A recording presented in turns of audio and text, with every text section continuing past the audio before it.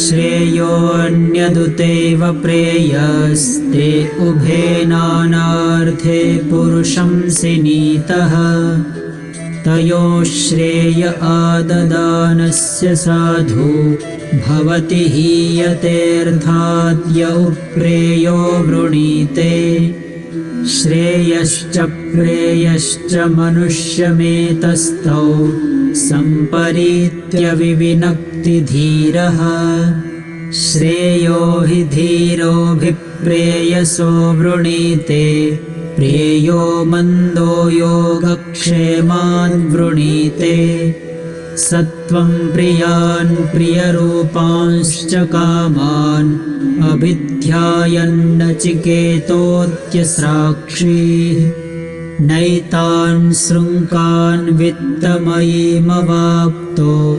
यस्यां मज्जन्ति बहवो मनुष्याः दूरमेते विपरीते विशूचि अविद्याया च विद्येति ज्ञाता विद्याभिप्सिनं नचिकेतसम्मन्ये नत्वा कामा बहवो लोलुपन्त अविद्यायामन्तरे वर्तमानाः स्वयं धीराः पण्डितं मन्यमानाः दन्द्रभ्यमाणाः पर्यन्ति मूढा अन्धेनैव नीयमाना यथान्धाः न साम्परायः प्रतिभाति बालं प्रमाद्यन्तं वित्तमोहेन मूढम् अयं लोको नास्ति पर इति मानी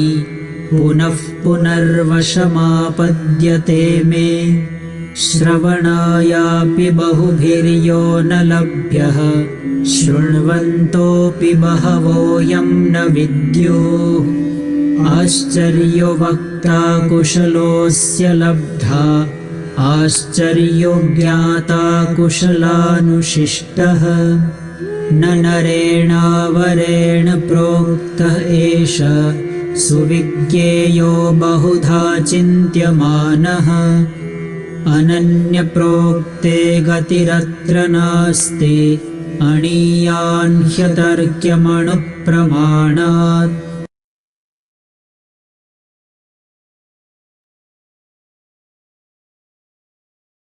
Hari Om.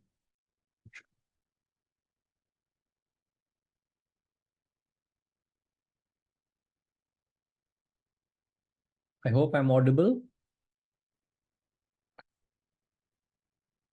There is a question I've received from Arunama.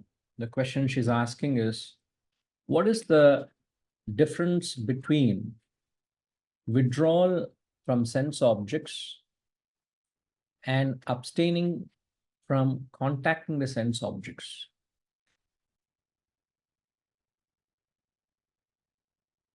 This is with reference to the last week's satsang, where we spoke about how the sense objects turn away from an abstinent man. See, from the face of it, withdrawing from sense objects or abstaining from sense objects are one and the same. Withdrawal, when you withdraw from the sense objects or from the world, you're abstaining from the world. You're abstaining from the sense objects. You're abstaining from the temptations. So in that sense, both are suggesting the same thing. I don't know why you noted a difference, because even in English, withdrawal and abstinence are one and the same thing. But if you recall in the 29th mantra, where we are talking about the qualities of an adhikari, the Shat Sampatti, the sixfold qualities, the first is Shamaha. Shamaha, as we said, is the withdrawal, or in fact, Shamaha is the mental calmness, to keep your mind calm, free from the agitations which are arising from the desires and the emotions.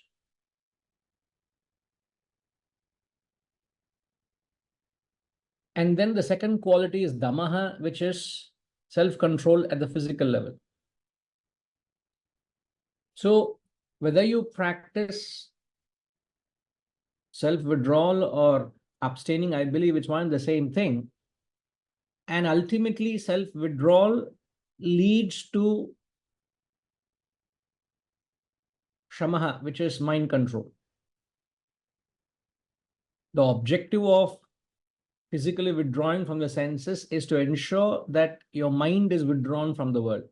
Because the moment you find yourself in the marketplace, the moment you find yourself amidst the sensual temptations, the mind gets drawn away. Because in the second chapter of the Gita, where he says that the senses draw the mind away, the mind draws the intellect away, and once the intellect is gone, buddhi nashat pranashyati, he says. You know the context, right? So in order to ensure that your intellect doesn't lose itself in the external world, you must withdraw the mind. How do you withdraw the mind? Withdraw the senses first. And why is sense control recommended first is because it is easier to practice control at the gross level. But if you achieve control of senses at the gross level but fail to control the mind, means if you still allow the mind to wander to those sensual pasture lands, then it's no use. Then you're a hypocrite.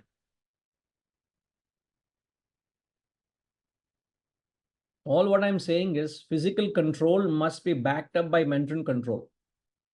If the mental control is not achieved, one becomes a hypocrite. I may put on a robe of a spiritual man, but mentally I have a deep regard and value for sense objects and sense enjoyments, and I've fallen a prey to them. But it doesn't mean you should not contact the sense objects or should not enjoy sense enjoyments.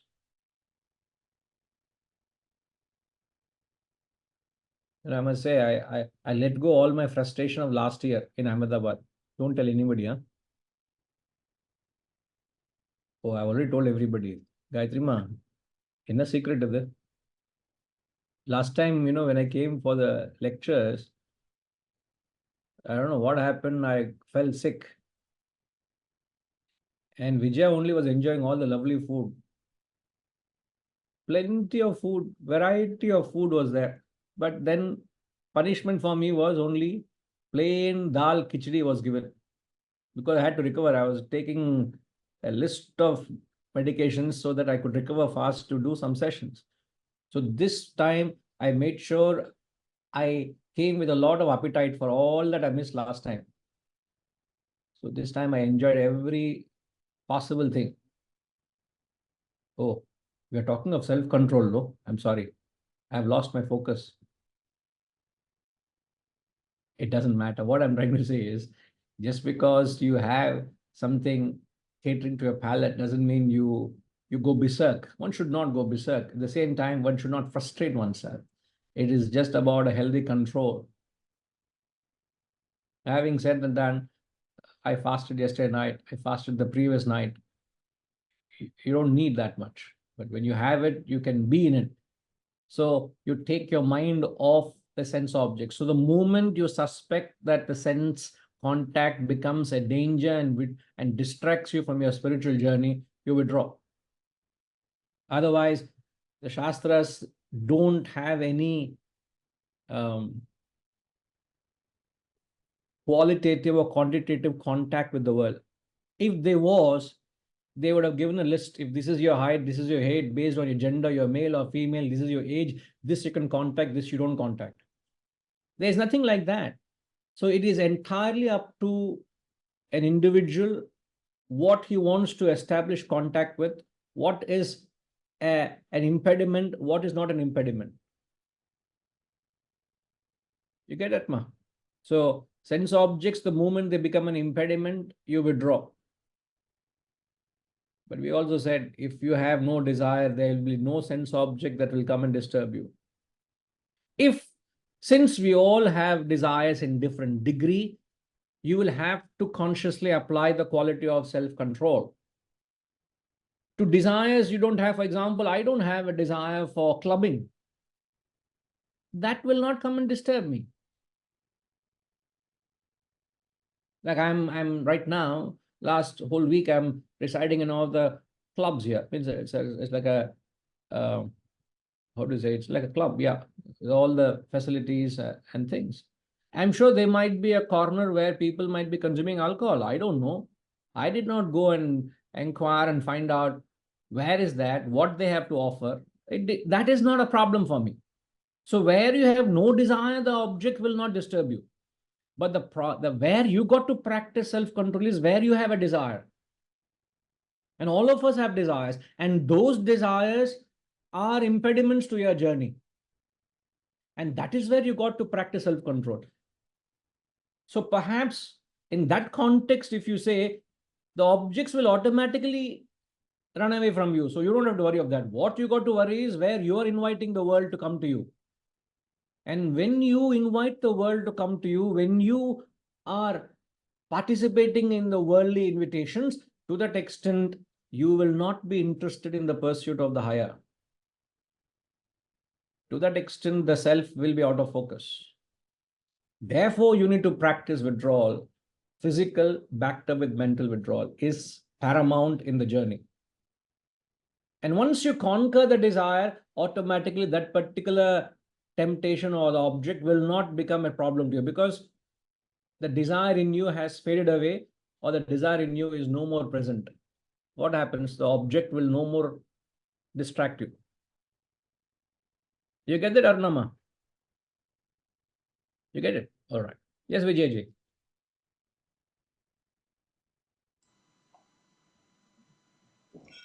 Hare Krishna. Currently, I see a lot of wisdom around you. Yeah, she's sitting right next to me. That's why it's just Yes. just flowing, overflowing. Yeah, it is the person also, I believe. um, Yes, Vijayji. the question that I think relates to maybe the question that has been asked, the age-old universal principle: what you resist persists. So if you have a desire for something and you're really resisting to stay away from it, but actually your vasanas have not yet been burnt to just drop it, I think that's where the challenge occurs, where even if you abstain or try to withdraw, it's playing on your mind. How do you then get rid of that? I get you what you're asking. See, any withdrawal is not complete until it influences the mind. Any person who wants to withdraw, it is not mere physical withdrawal, it is backed by mental withdrawal. That's why they say damaha is followed by shamaha, physical followed by mental. Now, in order to achieve my mental withdrawal, perhaps physical withdrawal could be relatively easy. But what happens is, since you, as rightly said, the vasanas and desires are there, the mind keeps rushing back to the objects. And if that process continues, one ends up becoming a hypocrite. I did mention to answering earlier question. Now, to ensure that doesn't happen, you need to get to the process which helps you to bring about a transformation. Now, what is the process? The process is when you physically withdraw, it creates a mental availability relatively. The moment you withdraw, you got to quickly, as quickly you withdraw, you got to supplement it with higher knowledge. When you don't supplement the withdrawal with higher knowledge, empty mind, what happens? It'll find an avenue again to run into the world. And since you're only physical withdrawing and not occupying the mind with something else, you withdraw physically, and since the mind is vacant, what will happen? Again, you'll run back into the sensual worlds or the worlds of pleasures. And since the world has no purview to your mental space, people are very comfortable living that kind of hypocritical life. Like, you don't have a purview to what is my mind. You have purview to my physical appearance, where I place myself in the world. So people in the name of spirituality have conveniently found themselves to place themselves in areas where it gives them a spiritual appearance. But sadly, they have not gone to the extent of transforming their mental state. So the two pedals for spiritual growth is withdrawal supplemented with higher knowledge. This is paramount. And when you do that with knowledge, you will have greater conviction to withdraw further. You will withdraw further from the world to gain more knowledge. So these two. So every opportunity to get into the world, you must withdraw. Yeah. If you find every opportunity to get into the world, to run into the world, then where are you creating opportunity to invoke wisdom? You're not, isn't it? Because again, if you run into the world, you're still giving into the desire. Like, for example, you have come to the Wisdom Institute. You're there in the premises. Now you can use this opportunity to soak in all the knowledge, all the satsang, and keep your contact as minimal with the world. So what would happen? Whatever opportunity that you have created of creating an atmosphere of satsang, you are, by not rushing out into the world, you are actually consolidating the thoughts. You're processing those thoughts. You're processing the ideas. You're internalizing the knowledge or the experience. If you don't do that, what happens? The knowledge is there because you're so satsang, but then you're rushing out into the world. You're not giving the information or the knowledge that you received to settle down.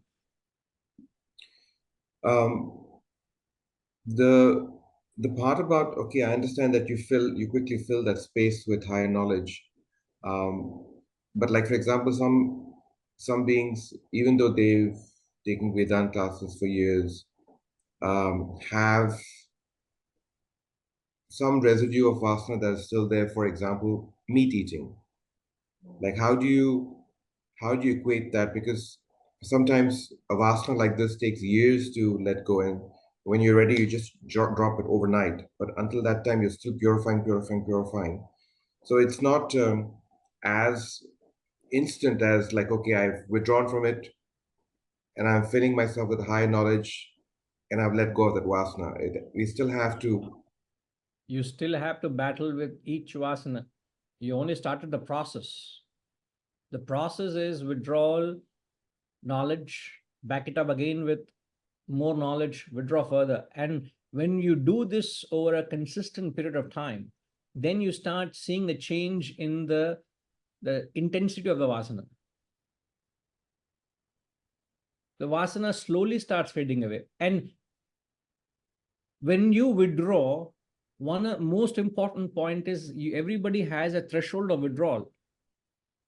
Beyond a point, the vasana starts bothering you. Now, if you ask me this 1 week, I have not got out to see a single place. I'm not trying to impress you or pat my own ego here. I'm trying to say there is no frustration. I can perhaps sit like this for another week, 1 month, with no desire to go out and see what is in Ahmedabad. Not because perhaps the previous couple of visits I've seen. No, it's not that. There's no, relatively there is no. So the moment, let's say if I park myself here in a comfortable place I am with all the convenience to do my study and my satsangs like this, and let's say for 1 month I don't go out, and at that point suddenly a desire starts bothering me, frustration starts creeping in. That means I have reached my threshold level of withdrawal. That is when I need to respect that vasana which has been lurking in me. That is when you say, okay, my purpose is to exhaust this vasana. I am trying first knowledge and withdrawal. So there are two means of exhausting a vasana. One is knowledge and withdrawal. When you are in that journey, there are still the vasana that you have so far. How do you deal with that? When the frustration comes in, you may have to give in to that experience. If the mind is saying, hey, I want to watch a movie. I have not seen a movie for so long. Let me watch. Okay. You just give a license to the mind to say, go and watch a movie or go and have a meal or whatever the desire is, go and enjoy it with the understanding that I am not enjoying, I am not giving into the desire for the sheer pleasure. I am giving into it, I'm going into experience only to get rid of it. So that's how you experience the object, but it's only the physical body that experiences, the mind doesn't experience. The problem is what creates desire, what strengthens the desire. We got to ask that very important question. What creates a desire is mental participation. What strengthens the desire is mental participation. What alienates a desire, what gets rid of desire is lack of mental participation.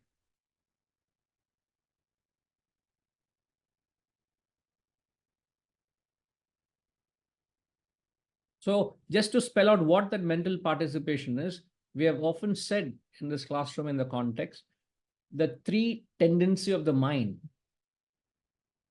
Much before the experience, the tendency of the mind is it develops an uncontrollable craving or urge for the object of possession. There's a craving.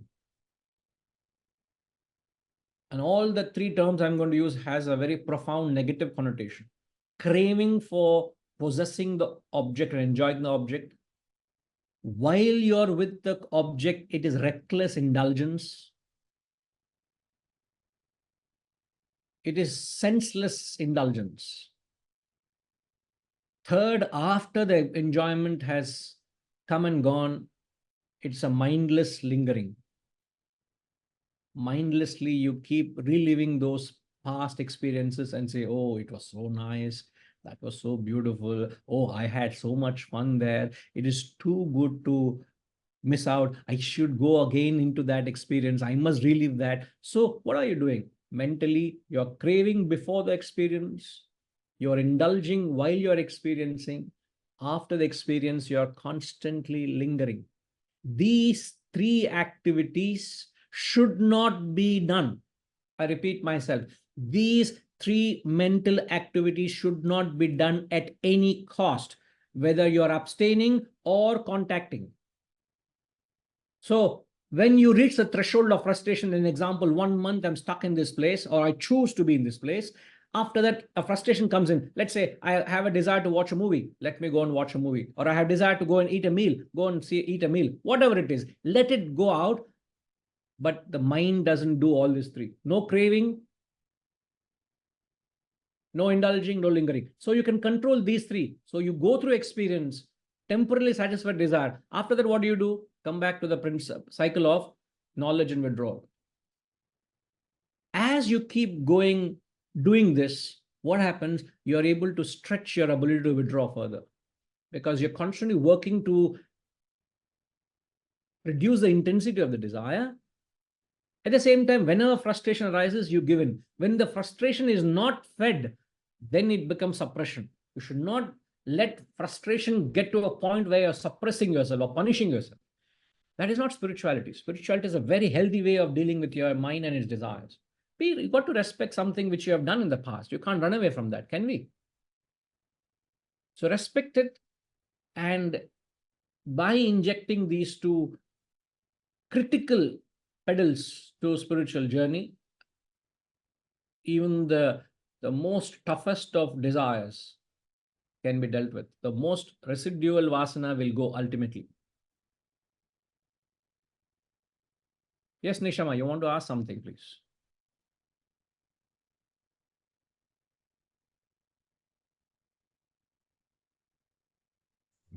Hari Om Guruji. Yes, ma. I Hari Om. had a question. Of course, it's going to be easy to abstain if you're withdrawing. If you're not out there, it's so easy to not indulge. So isn't the whole idea is be in the world but not of it, in the sense that I can go to a pub or a bar or whatever, but I don't drink alcohol anyway. So I can go there and not be influenced or not indulge in it because it doesn't matter to me. I'm not articulating myself well. isn't the whole idea that we don't withdraw, we go into the world, and there is where you have the control. See, a person who has no desire for him, it doesn't matter whether he's there or not. That's true. So then it's okay. It doesn't matter because it's like we can go clubbing because we're not into that kind of music anyway. So it's just to accompany someone, or we're not having the alcohol anyway because that's not what we do. So it's okay to indulge in that, so to speak. Although it wouldn't be called an indulgence in that case. But still, you're exposing yourself. It's like saying, I'm very healthy, but I would like to be amidst wine and dine amidst all COVID patients. But wouldn't that be the testament to your health that, hey, I didn't get COVID, so it doesn't matter if I'm with them? You still got to be very careful and mindful, don't you? Yes, of course. But isn't that the test then to say that, okay, I've Yourself, don't park yourself there. got it, understood. You don't have to find a justification and say, oh, I don't have the desire, so there's no harm going out into the world. There's no harm being in the marketplace. No harm doing that. So that should not become a reason to go out. In fact, I would say if you really have no vasana, if you really have no desire, I would say park yourself in a room and lock yourself there and see how truly are you genuinely saying, I have no vasana for that. I have no vasana for extroverted life. I have no vasana for social life. I have no vasana for that. How true introverted? Test yourself, not be in the marketplace. Test yourself being in the locked up in the room. Understood. You get it? We don't know where we are giving into some hidden desire, some hidden vasana.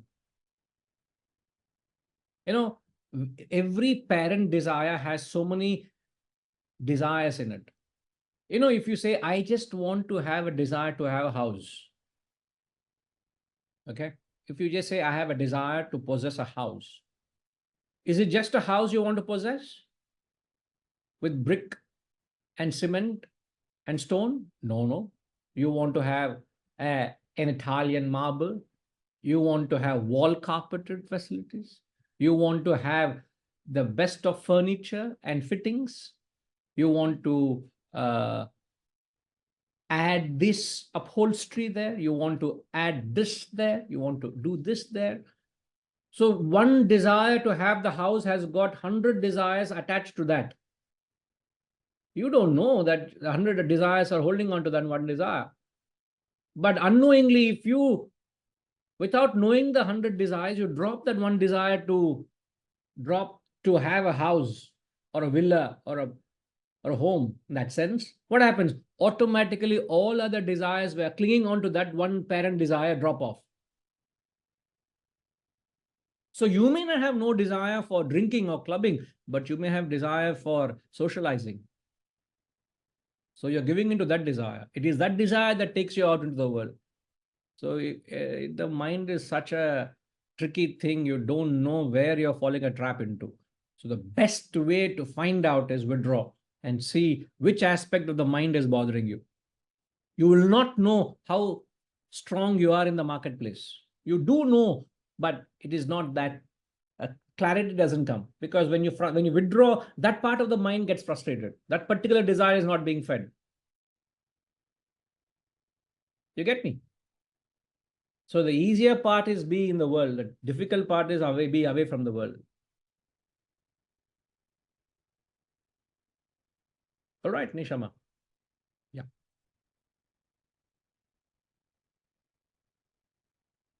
So you get a wise advice from a wise man. Better be in satsangs or retreats instead of marketplace. So there you go. He has sealed it all.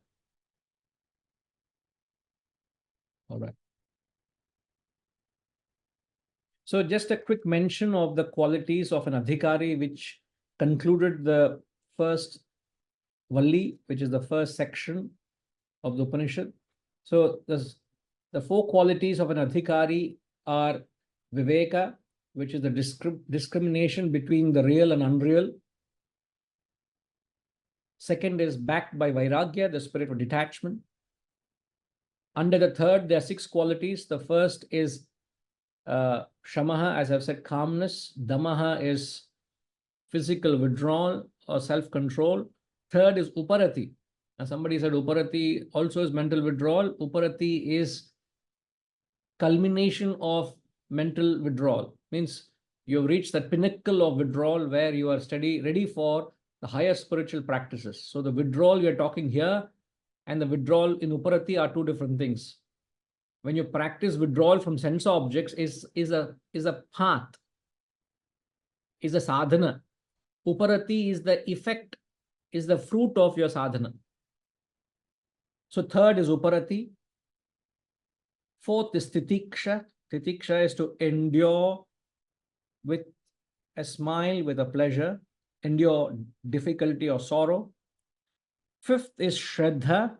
Shraddha is that intellectual capacity to be determined, to be on the path that takes you to the goal. That is Shraddha. And then the sixth is Samadhana, a state of being single-pointed, which you have gained through the height of introversion or contemplation. So under the third, Shat Sampatti, the sixth, these are 6 qualities. And the fourth is the Mumukshatva. It is that intense longing or burning desire you have for liberation. No other desire will come and dampen this desire. No other interest will dampen this yearning for Brahma Vidya, Atma Vidya, which Nachiketa exemplified with his keen desire to know, I want Atma Vidya. I don't want anything that you're offering. Where he said, Tavaiva Vahastava Nitya Gite. So he exhibited his Viveka and Vairagya. So Nachiketa is truly a qualified student, right? Okay, some question has come here. Even though you are away from the marketplace, if your mind is still sitting on the vasanas, is the question incomplete, sir? Venkateshan, sir. Ketango.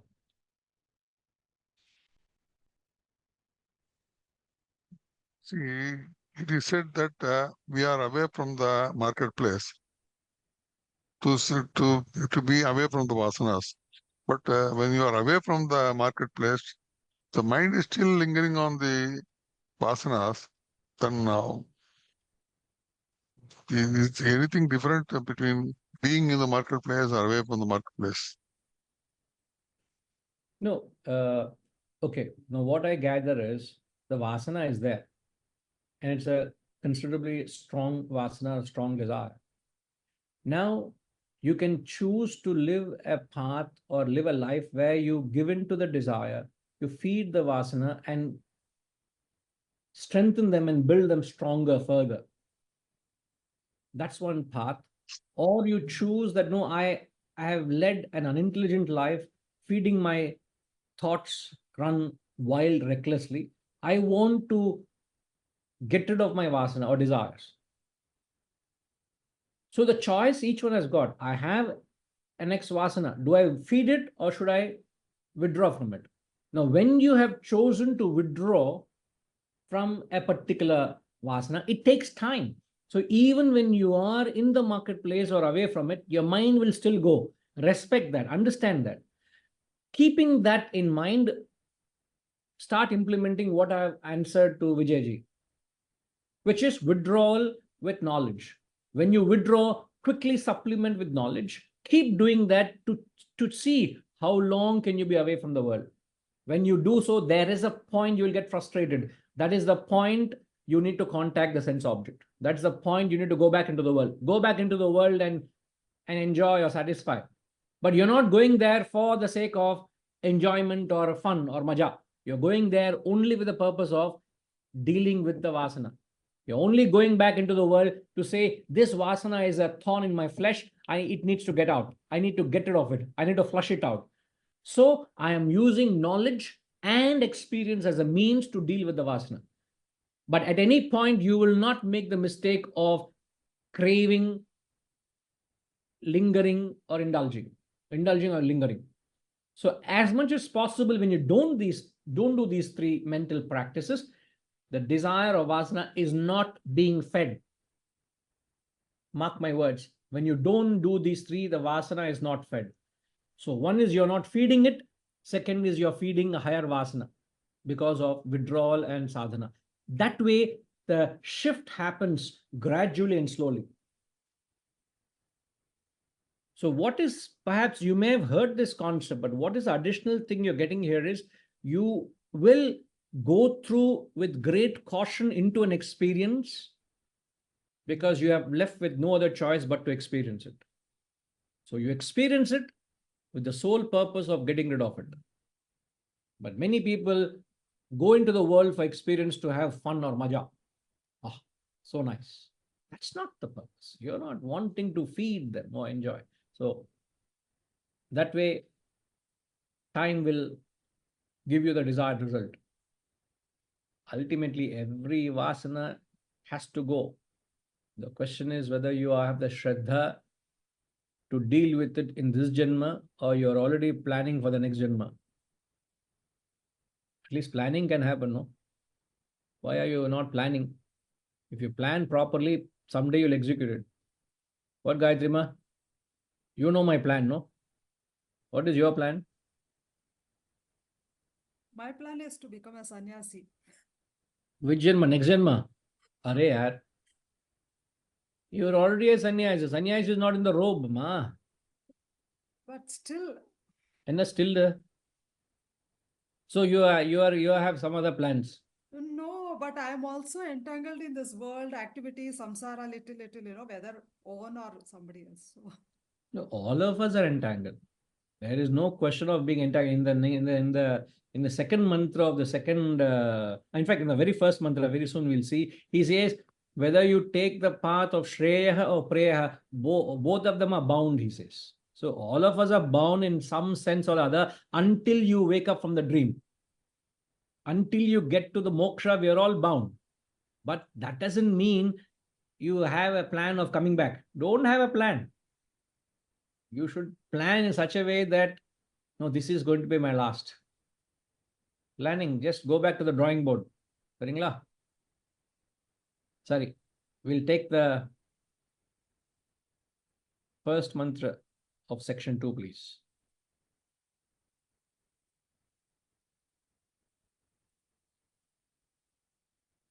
अन्यत् श्रेयोऽन्यदुतैव प्रेयस्ते उभे नानार्थे पुरुषंसि नीतः तयोः श्रेय आददानस्य साधु भवति हीयतेऽर्थाद्य उप्रेयो वृणीते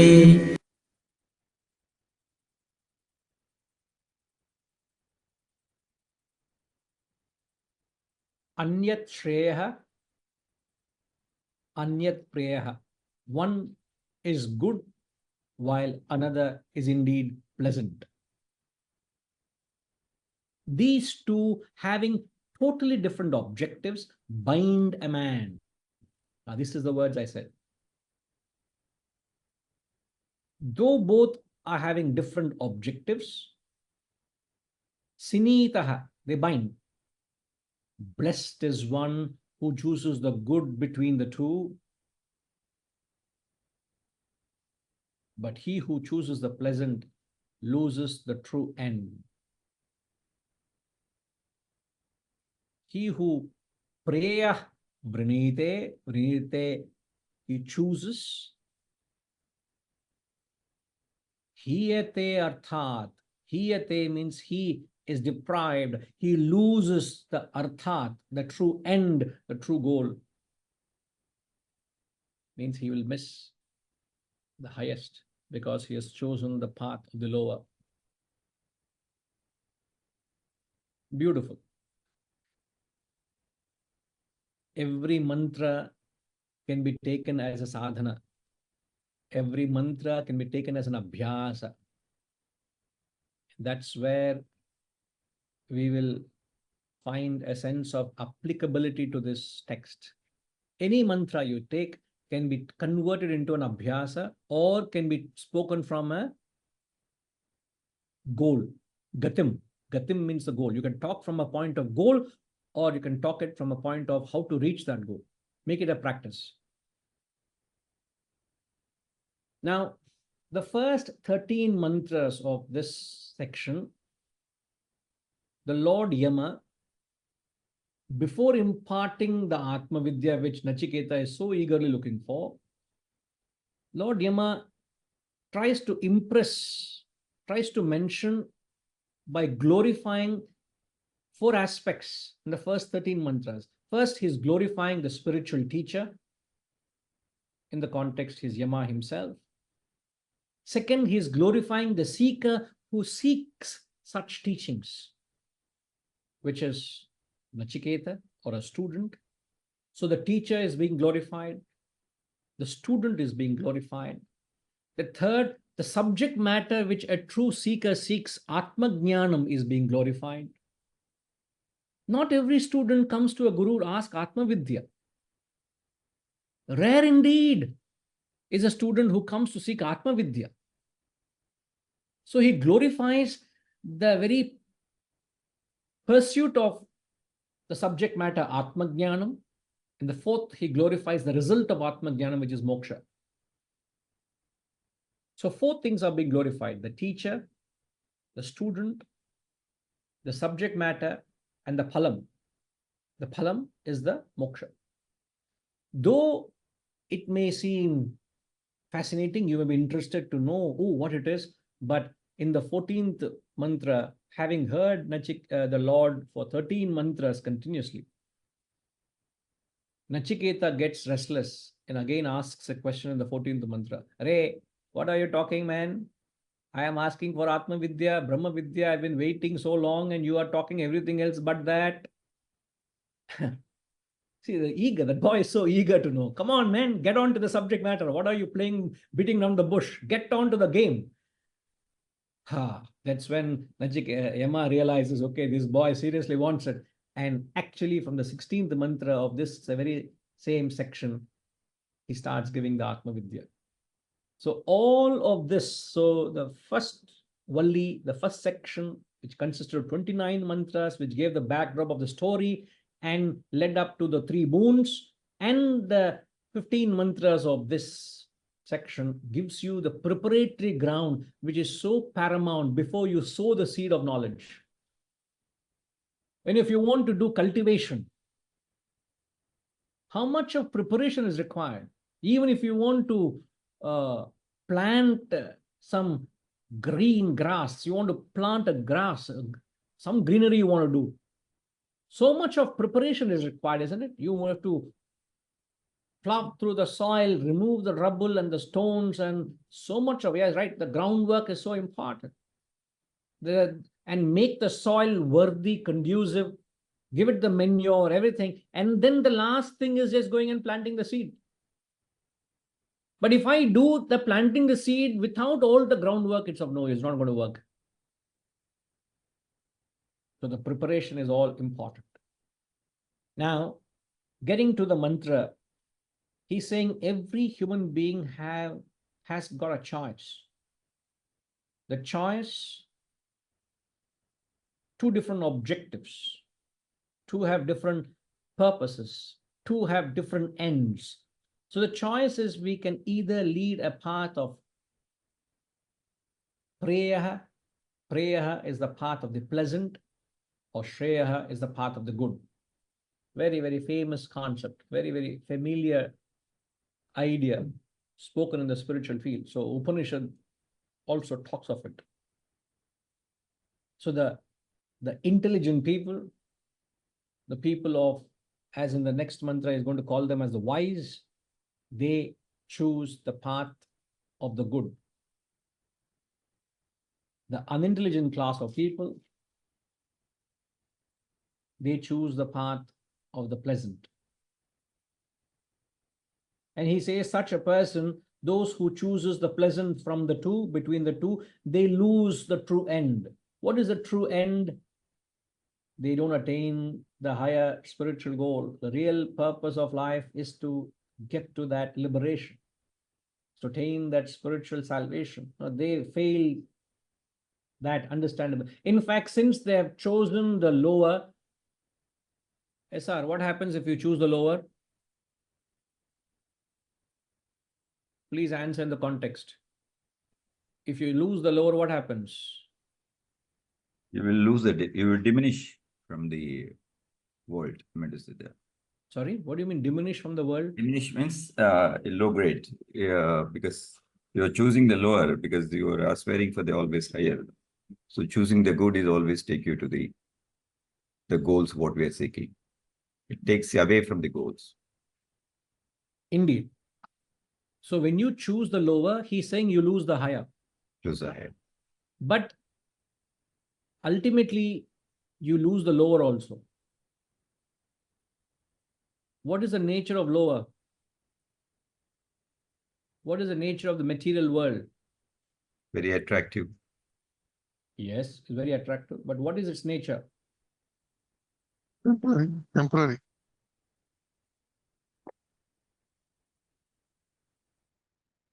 Yes, rightly said. The nature of the world is it is perishable. Momentary. Momentary though, but one who is lured by the worldly offerings of power, position, status, money, they don't have longevity. They all come and go. So the wealth that you acquire, the name that you acquire, the status that you have, the power that you acquire, they're not going to be permanent. So one who runs behind them, the path of the pleasant, who runs behind them, ultimately will lose that also. Yes. So you lose when you go to the lower, you lose the lower and the higher. But when you go to the higher, you get the lower and the higher. Fantastic. This is the difference between the path of Shreya and Preya. One who chooses the path of the pleasant, he will ultimately lose what he has run and acquired, because all this money, power, status, position, everything is going to go. And how long does it take to go, SR Garu? Not long, is it? Just it's a fraction. No, I'm saying the nature of the wealth and power, how long does it take for you to go? It just goes in a fraction. You don't know when it goes, isn't it? Yes. All your investments you're parked in some place in some market fund. How long does it take for it to become? Yeah, it's a few seconds and the market crash happens in a few lakhs of crores goes up. Suddenly Pakistan decided to attack India. Finished. The whole market is in turmoil. You know, we all saw in India, at least recently, when the third, in fact, when they had election results, everybody were anticipating the third term to come in super majority than the previous time. But when the results came out, the markets were completely confused. They were going through complete fluctuation. All went up of anticipation of a majority win. The markets plummeted. So everything what we are trying to find happiness is such variable over factors you have no control. Do I have control who is going to win the government? Do I have control any natural calamity? Do I have control over RBI suddenly decides to demonetize? I have no control. What I've done, I've stacked up all my wealth. I have no control. So the short-term span. So when you go to the path of the pleasant, you lose the lower. And since you did not pursue the higher, higher also is lost. That's one point. But the path of the good, when one who chooses the intelligent person, the wise man, when he chooses the path of the good, he will get the higher because he's seeking Brahman. Ultimately, he'll get the lower also because the lower is a byproduct of the higher. That's what he said to Nachiketa, said to Lord Yama, isn't it? In the 27th mantra, man is not satisfied with wealth. So I am not going to run behind that wealth, which is useless to run behind. So I am not attached to wealth. So be detached to that stupid commodity of wealth. Now that I have seen thee, I will get wealth. Because since I've come to the higher, wealth will automatically come to me. Why should I waste my time and energy in something which I'll get as a byproduct, as a scrap? Outstanding. So that the point is seek the higher, you will also get the lower. But you seek the lower, you ultimately lose the lower, and you have lost the higher.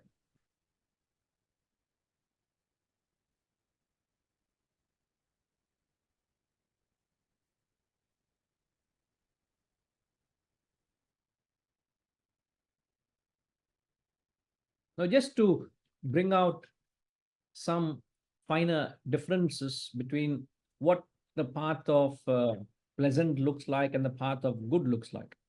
As I've said, all the time we are in a dilemma. We don't know what to choose, what to pick up. The path of the pleasant is a very attractive path to begin with. As I said, it's very pleasing, very attractive. But it is a path, it's a dangerous path, a path full of sin and guilt and remorse. It is a foul path.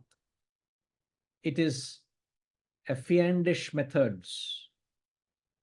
People in that path revel in lust and greed for wealth and proprietorship. Such people are seeking something in the world out there, an unending pursuit in the world. They are born into the lower wombs.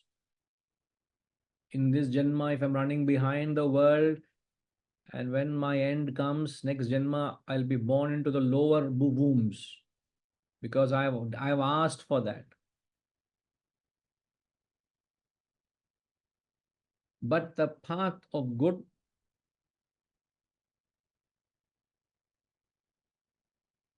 what is the path of the good? It is very, very treacherous. It's an uninviting path. It is winding. It is an uphill path. Hardly used.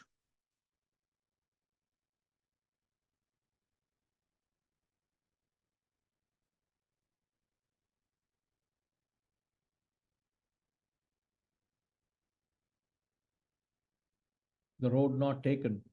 Not many people take this path. But ultimately it brings a lot of good to you.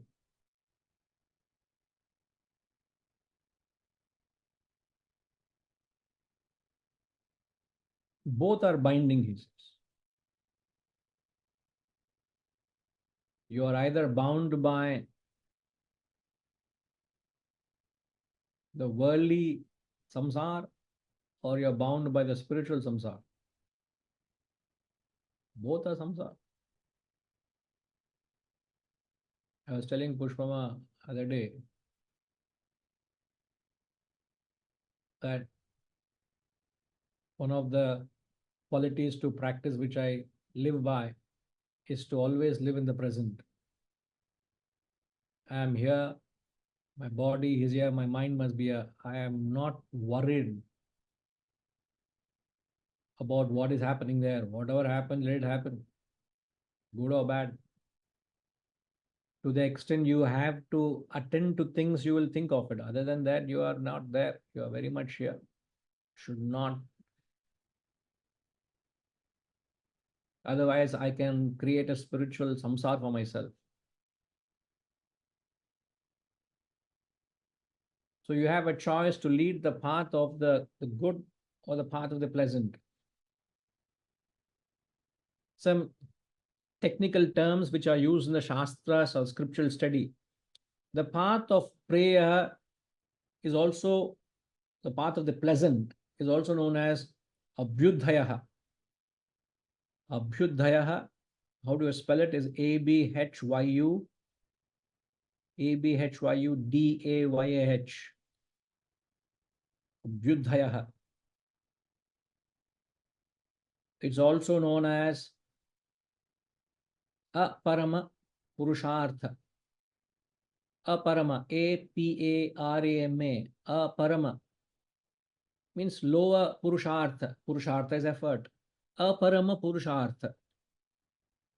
And Aparama Purushartha, what falls into the category is the Dharma, Artha, Kama.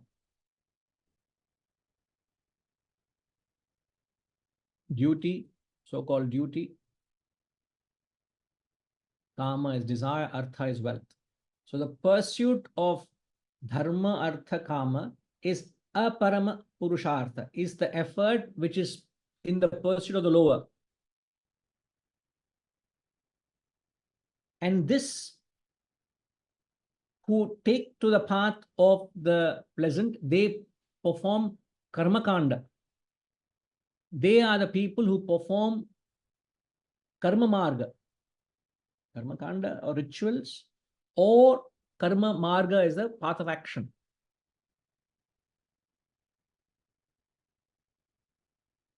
And karma is a symbol of avidya.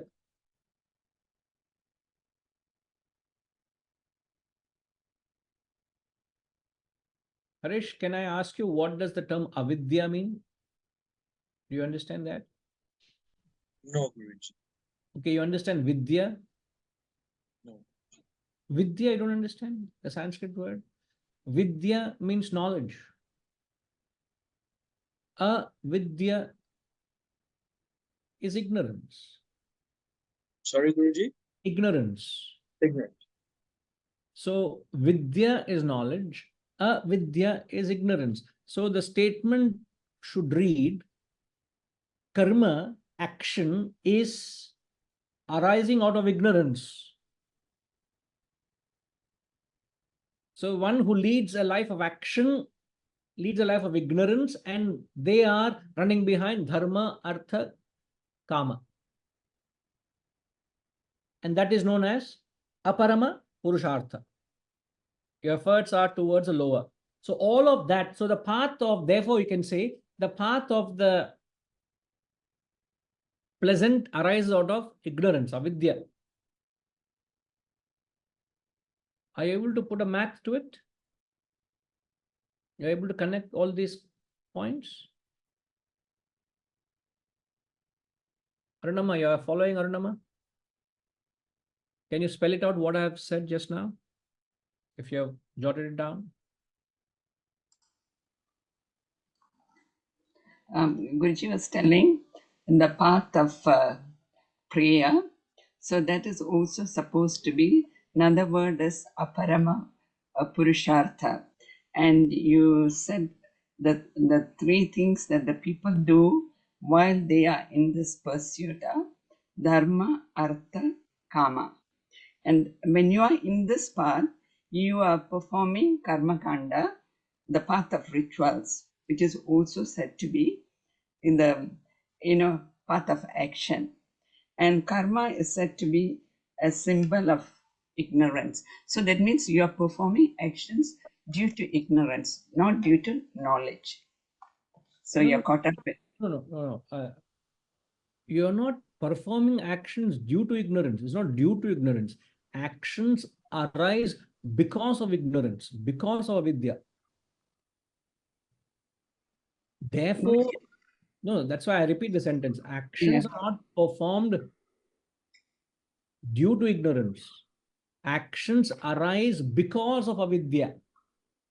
So that statement needs to be clarified. That's where I said, have you got, whether I can just make the sentence move on. But that's a very important statement to be clarified.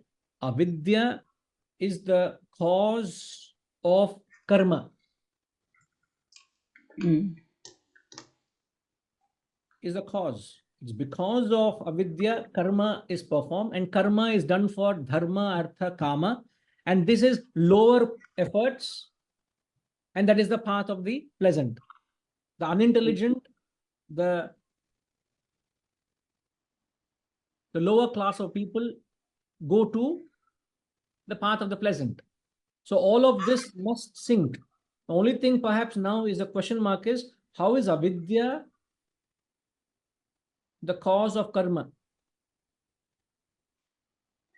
Guruji, can I ask to clear it out? Because you said here karma kanda, the path of rituals and path of action. When we also learn the three yogas, So we said karma yoga is the path of action. So that means, what I understand is, like here, it is action due to ignorance. So in karma yoga, the action is when we are working for a higher cause. Is Okay. it? Yeah. How do you, just a little bit of confusion in my mind it came. No, I Because you don't. use the word path of action for both. So that's it. But when you say the word ignorance, yes, action due to ignorance. Now, when you say that karma, yoga, what is, can you all see me writing?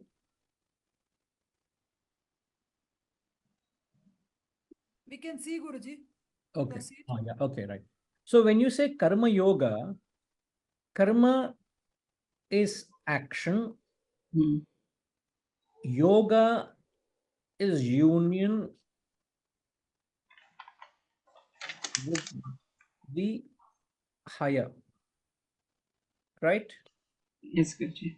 Now, in the context, different to this is the path of the pleasant. Now, in the path of the pleasant, act, karma, what is the word we used? Karma marga. Marga, Haresh, means path. I am adopting karma action.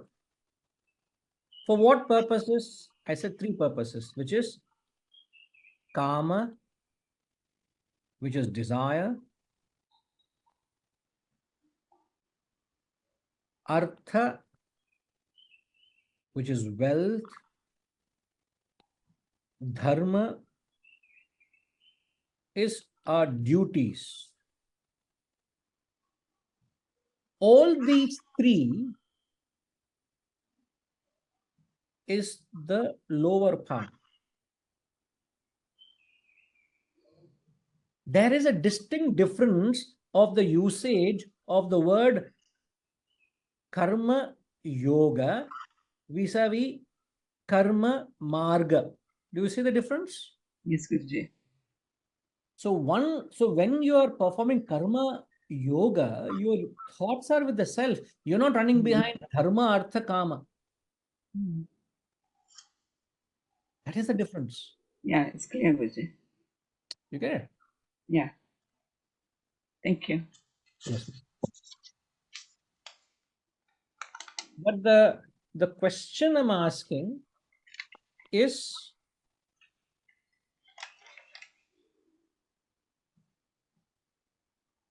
how do we say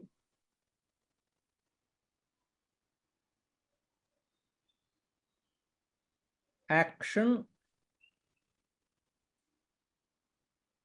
arises because of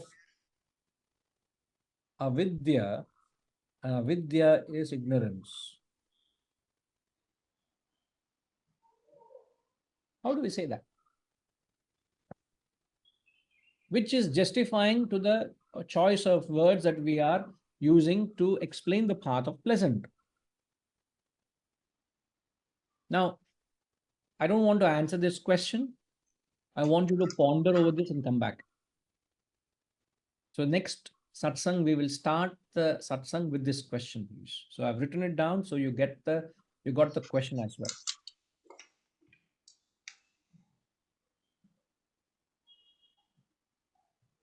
Now, contrary to the path of the pleasant,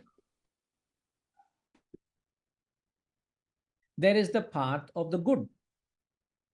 And the term for path of the good is known as nishreyam. The path of the pleasant is known as abhyudhayaha. Abhyudhayaha, vis-a-vis the path of the good is known as nishreyam.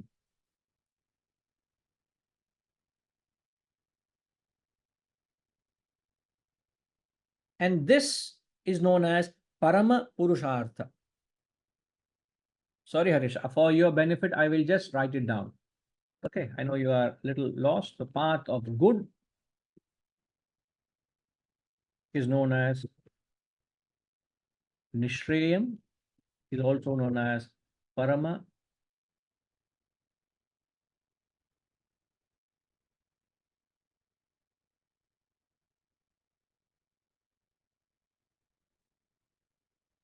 The path of the good is known as Nishreyam, is also known as Parama Purushartha. Parama is higher, Purushartha is effort. So when your efforts are towards the higher purposes, it is known as Nishreyam. It's known as Preya.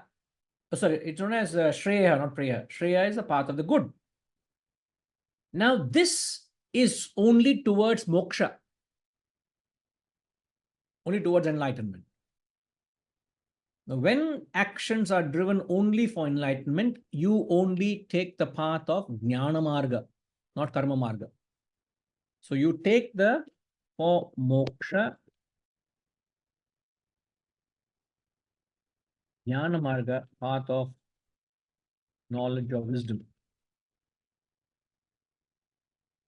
So this is the primary difference between the path of the good, which is the path of the higher, and the path of the pleasant, which is the path of the lower.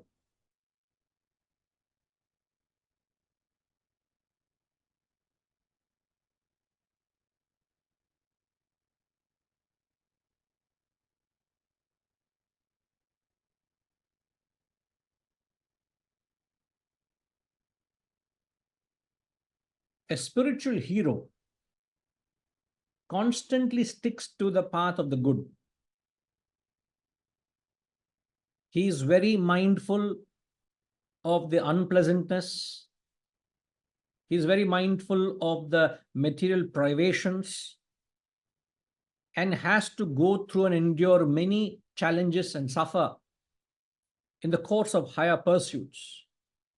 But ultimately, he will get to the end, which is Brahman, supreme bliss.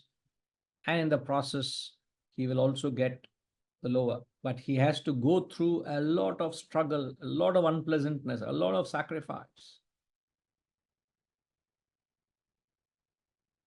I don't know in what context Pushpama was saying. That day she passingly said, Pushpama, please correct me if I'm wrong. You are not working selfishly, Guruji. If you are working selfishly, you would have acquired 1 or 2 apartments, she was saying. You can easily buy 1 or 2 houses for yourself. You are not working for yourself. Did you not say that, Pushpama? She said that. The work, when you do, you're not running behind the worldly acquisitions.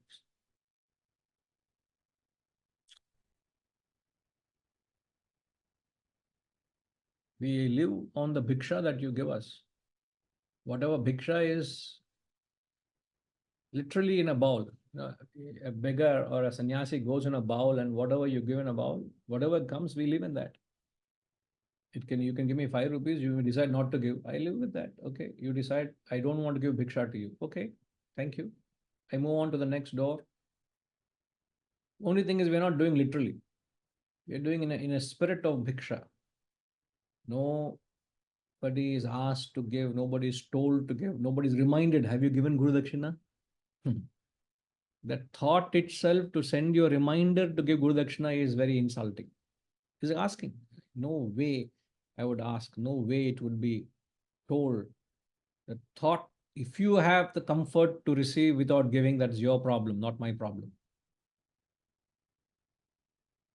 Somebody will provide for a roof over your head. Somebody will provide for a meal on your plate. Somebody will provide for your security in terms of medical, whatever your needs are. Somebody will somehow it will provide. I am not going to stoop down to path of pleasant to acquire the world. You will, what come may, you will pursue the path of the good. Understanding both are binding. So both are binding from the ultimate standpoint of self-realization. So the mantra makes a very strong point. Ubhe sinitaha. Two, both these parts are binding. How is it that they are binding? From a highest standpoint of seeking moksha, both are binding. One is bound because of the apunya, the papa that you do, the lead life of sinful life of acquiring for myself and my children, my family, my lineage must be protected. How much will you acquire for yourself? That thought of I and my, you're running behind karma, dharma, artha, kama. You want to run and acquire the world. So such people will acquire apunya. There are people who are doing enormous good in the world. They're also acquiring phalakama, fruits of punya they're doing. Whether you have punya or punya, both of us are bound, he says. The famous words of Adi Shankaracharya and Bhajagovindam. Let's chant this and I will leave you all with this thought. I'll come and certainly expand in the subsequent satsang. Rathyaacharpata virachita kanthaha punya punyavi varjita panthaha yogi yogani yojita chitto ramate balon mattavadeva. Once again, let's chant. All of you chant, please. Rathyaacharpata virachita kanthaha punya punyavi varjita panthaha yogi yogani yojita chitto ramate balon mattavadeva. So he says of a sage who wears a patched shawl made of street rags, means such a simple life he led, whose path is beyond merit and demerit, whose mind is established in yoga. These are the 2 points I wanted to draw in the mantra. Your path should be beyond punya and apunya. If you are caught up in the good you want to do to the world, you will be caught up by the good karma. If you do good to yourself in the cost of not doing good to the world, you will acquire apunya. So whether you're tied up by a barbed wire or you're tied by a gold chain, both of them are binding to the world. For a perfect spiritual seeker whose mind is well united, well established in the self, who seeks moksha, for him alone he is liberated. The rest of them are all bound. A very significant point, a very deep point. Therefore, what we must understand, everything, the path, the spiritual path of karma, bhakti, jnanam, the spiritual sadhana is only a means, not to get caught up in the relish or the joy that you get being in spiritual activity. One who's engaged in spiritual activity gets far greater joy than running behind amassing wealth, creating proprietorship or acquisitions and enjoyments. The amount of stress you derive from running behind worldly pursuit and the joy you derive from doing service to society is far superior joy. Since the greater joy, you may get attached. Be careful. Less joy in personal wealth, greater joy in serving others. So greater attachment you may develop. So be very objective. Why are you into the path of seva? Why are you into doing bhakti and jnanam? Only to get to moksha. Such a person is not bound. The rest of them are bound, he says. So think of that very technical question. It's not that difficult if you know the concept. Why is it that we say that action arises out of avidya, which is leading you to the path of the lower, which is the prayer, right? We'll conclude and we'll come back. Om Purnamada Purnamidam Purnat Purnamudachyate Purnasya Purnamadaya Purnamevavashishyate. Om Shanti Shanti Shanti. Harihi Om. Shri Gurubhyo Namaha. Harihi Om.